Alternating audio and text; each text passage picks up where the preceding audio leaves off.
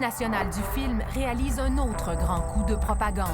Il produit un documentaire, La forteresse Churchill, qui montre la Grande-Bretagne et ses alliés qui résistent à Hitler. Chaque heure qui s'écoule rend encore plus formidable la défense de l'île forteresse de Churchill et de son peuple.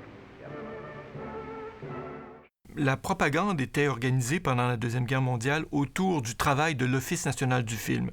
Il y a eu des photos qui sont donc devenues les affiches, par exemple celle de Veronica Foster, mais aussi des films. 200 films pendant la Deuxième Guerre qui étaient présentés en avant-programme dans les salles de cinéma. On en tirait plusieurs copies. Roulant sur les sentiers et les routes, les blindés canadiens s'avancent avec les Britanniques en direction de Bayeux et de Caen. Mais également, l'ONF avait constitué des équipes de projectionnistes itinérants qui allaient un peu partout, qui faisaient des programmes de 2 heures où on mettait de ce type de films-là, puis des films plus divertissants. On allait dans les salles paroissiales un peu partout. Il y avait comme ça 25 projectionnistes qui sillonnaient le pays et qui allaient au-devant des gens pour leur donner ces images de la guerre qui étaient les seules qu'on pouvait voir. Il s'agissait de films où on nous disait quoi penser. Tout se déroule sous l'œil attentif de John Grierson, fondateur et directeur de l'Office national du film du Canada. John Grierson et l'ONF avaient un mandat très clair et qui est explicitement exprimé dans la définition écrite du mandat de l'ONF que l'on trouve au moment de sa création en 1939.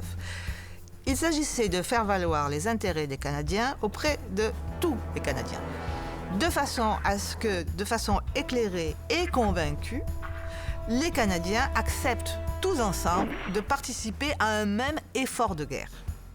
Et cette notion d'effort de guerre est absolument fondamentale pour comprendre toute la stratégie dite de propagande que l'ONF a utilisée pendant ces 5 années.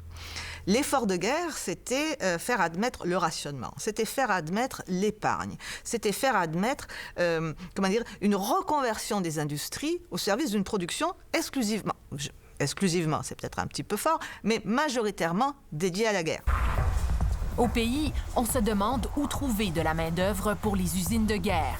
La réponse est évidente, mobiliser les femmes. Parmi les 200 films qu'a produit l'Office national du film, donc pendant la Deuxième Guerre mondiale, un certain nombre s'adressait spécifiquement aux femmes. Elle s'appelle Veronica Foster, mais l'ONF choisit un nom plus accrocheur. On l'appellera Ronnie, la fille à la mitrailleuse Bren. On leur disait, nous avons besoin de vous. Vous êtes valeureuses, vous êtes courageuses et vous avez des talents qui peuvent nous servir. Voici ce que vous pouvez faire. Dans l'atelier de mécanique, 1000 paires de mains travaillent à augmenter notre puissance en armement. Et régulièrement, on ajoutait des touches féminines. On parlait de la coiffure. On disait, voilà, vous serez mobilisés. Et puis, au fait, votre coiffure, ce sera ça.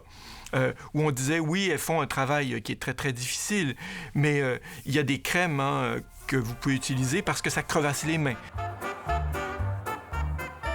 On montrait beaucoup la complicité des femmes les unes avec les autres. Elles étaient heureuses. Il y avait comme une espèce d'engouement qu'on voulait créer, mais c'est ça la propagande.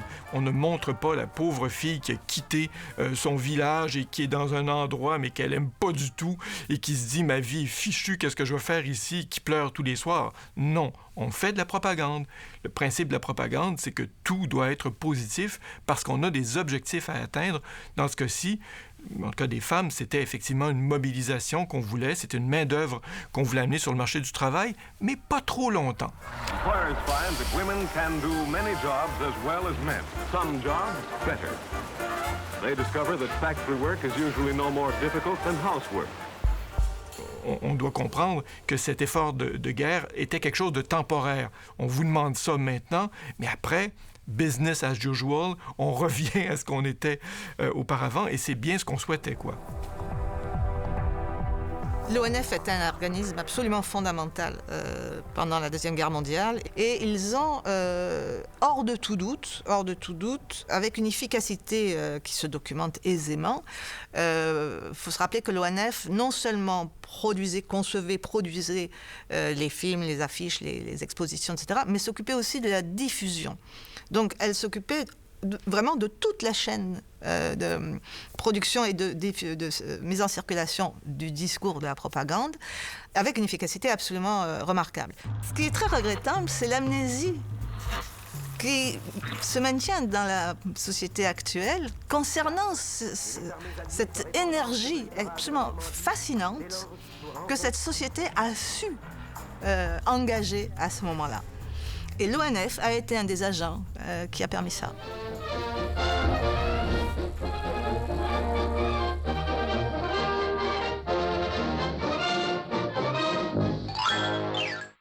À partir des années 20, les Russes se sont beaucoup intéressés à l'animation parce que l'animation, dans un pays où tout le monde n'est pas lettré, donc les gens sont analphabètes, c'est une façon facile, efficace, les cartoons, les dessins animés, de rejoindre les gens.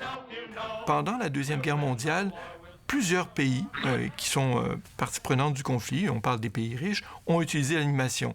C'était le cas des Chinois, le cas des Soviétiques, les nazis l'ont fait, les Français, les Anglais et le Canada a emboîté le pas. On n'avait pas une grande tradition d'animation, mais on a dévoyé Norman McLaren, qui venait donc lui aussi d'Écosse et qui était parti chez Disney. Grierson l'a rappelé au Canada et il s'est installé à l'Office national du film. Et là, il fallait produire des films et les produire rapidement. On avait une préoccupation qui était les bons de la victoire. Il fallait que les Canadiens donc investissent littéralement, au sens financier, dans l'effort de guerre. Et donc, quand Grierson et Disney se rencontrent au printemps 41, ils s'entendent sur 5 films, mais 4 qui sont littéralement des dessins animés, et il faut faire vite. Donc, on récupère des dessins animés existants pour en faire des films qui mobilisent la population. Et on prend des personnages connus. Don't let that sap tell you how to spend your money. Be smart. Spend it on yourself. Mais le plus impressionnant de tous ces films-là, en fait, venait d'un film qui avait gagné un Oscar. C'était Les Trois Petits Cochons. Donc, vous connaissez l'histoire des Trois Petits Cochons. Il y a un grand méchant loup, il y a 3 petits cochons, il y en a 2 qui sont imprudents, puis il y en a un qui a pensé à son affaire. Eh bien, il suffisait de modifier un peu l'histoire, et puis le grand méchant loup devenait un grand méchant nazi. Et parmi les 3 petits cochons, il y en avait un qui a eu la bonne idée de prendre des bons de la victoire, qui deviennent littéralement les briques de sa maison, et qui le protègent contre cet envahisseur. These bricks not only stop his blowing, they will also get him going. Et on fait donc de cette histoire connue quelque chose comme une forme de fable qui est très efficace. Et quand on a signé cette entente entre Disney et l'ONF, donc au printemps 41, on avait un objectif très précis, c'était d'être là pour Noël 41. Le film qui s'appelle Thrifty Pig, donc le petit cochon économe, s'est trouvé dans les salles de cinéma pour mobiliser la population canadienne. Que mettait-on dans son bas de Noël? Eh bien, des bons de la victoire, parce que c'était se montrer bon Canadien. Le cinéma est un formidable outil de propagande de guerre. Et ils ont convaincu qu'il fallait contribuer à l'effort de guerre. Il a été absolument gigantesque et les citoyens, bel et bien, ont contribué. Ils l'ont fait.